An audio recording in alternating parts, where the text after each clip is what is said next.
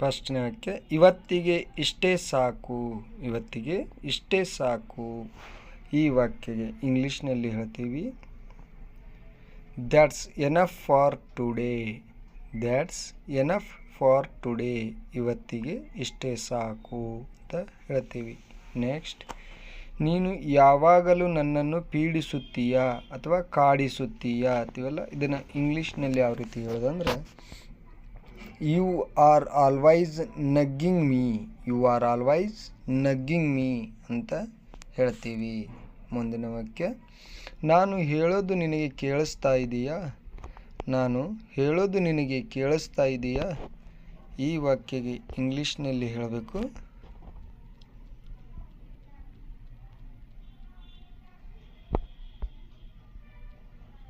Can you hear me.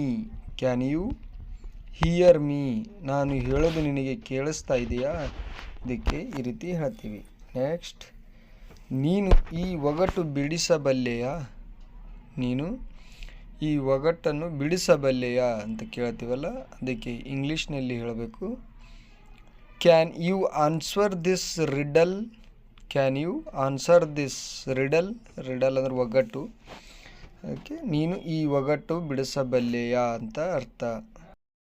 ನೀನು ಸ್ವಲ್ಪ ಜರುಗುತ್ತೀಯಾ ಅಥವಾ ನೀನು ಸ್ವಲ್ಪ ಸರಿಯುತ್ತೀಯಾ ಅಂತೀವಲ್ಲ, ಅದನ್ನು ಇಂಗ್ಲೀಷ್ನಲ್ಲಿ ಈ ರೀತಿ ಹೇಳಬೇಕು can you move a bit. Can you move a bit ಅಂತ ಹೇಳ್ತೀವಿ. ನೆಕ್ಸ್ಟ್ ವಾಕ್ಯ, ನೀವು ಇಲ್ಲಿ ಪಾರ್ಕ್ ಮಾಡುವ ಹಾಗಿಲ್ಲ. ನೀವು ಇಲ್ಲಿ ಪಾರ್ಕ್ ಮಾಡುವ ಹಾಗಿಲ್ಲ. ಈ ವಾಕ್ಯಗೆ ಇಂಗ್ಲೀಷ್ನಲ್ಲಿ ಹೇಳಬೇಕು you can't park here. You can't park here ಅಂದರೆ ನೀವು ಇಲ್ಲಿ ಪಾರ್ಕ್ ಮಾಡುವ ಹಾಗಿಲ್ಲ. ನೆಕ್ಸ್ಟ್, ಈ ನೆಲ ಜಾರುತ್ತಿದೆ. ಈ ನೆಲ ಜಾರುತ್ತಿದೆ ಅಂತ ಹೇಳಬೇಕಂದ್ರೆ ಇಂಗ್ಲೀಷ್ನಲ್ಲಿ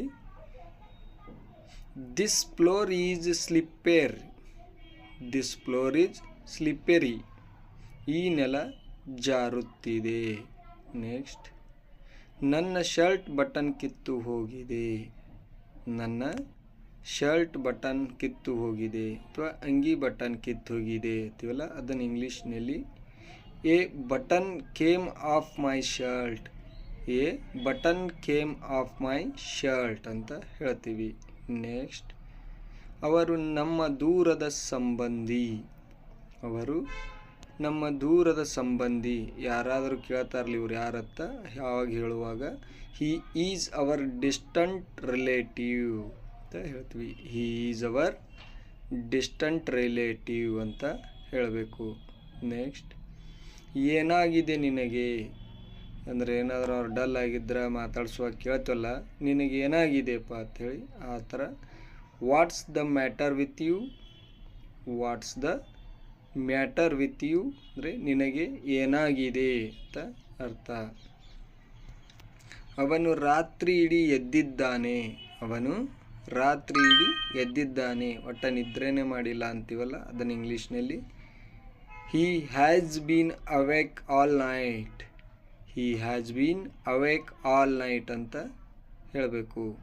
ನೆಕ್ಸ್ಟ್ ವಾಕ್ಯ, ನೀನು ಶರ್ಟ್ ಉಲ್ಟಾ ಹಾಕಿಕೊಂಡಿದ್ದೀಯಾ ಅಥವಾ ನೀನು ಅಂಗಿಯನ್ನು ಉಲ್ಟಾ ಹಾಕಿಕೊಂಡಿದ್ದೀಯಾ ಅನ್ನೋದಕ್ಕೆ ಇಂಗ್ಲೀಷ್ನಲ್ಲಿ you are wearing your shirt inside out.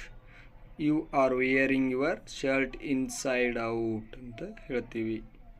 ಕತ್ತಲು ಆಗ್ತಾ ಇದೆ ಅಂದರೆ ಇವಾಗಿನ ಟೈಮ್ ಆಗಿದೆ, ಕತ್ತಲಾಗ್ತಾ ಇದೆ ಅಂತೀವಲ್ಲ, ಅದನ್ನು ಇಂಗ್ಲೀಷ್ನಲ್ಲಿ it is getting dark. It is getting dark ಅಂತ ಹೇಳ್ತೀವಿ. ನೀನು ಏನಾದರೂ ಅಂದುಕೊಳ್ತೀಯಾ. ನೀನು ಏನಾದರೂ ಅಂದುಕೊಳ್ತೀಯಾ. ಈ ವಾಕ್ಯಗೆ ಇಂಗ್ಲೀಷ್ನಲ್ಲಿ ಹೇಳಬೇಕು do you mind. Do you mind ಅಂದರೆ ನೀನು ಏನಾದರೂ ಅಂದುಕೊಳ್ತೀಯಾ ಅಂತ ಅರ್ಥ.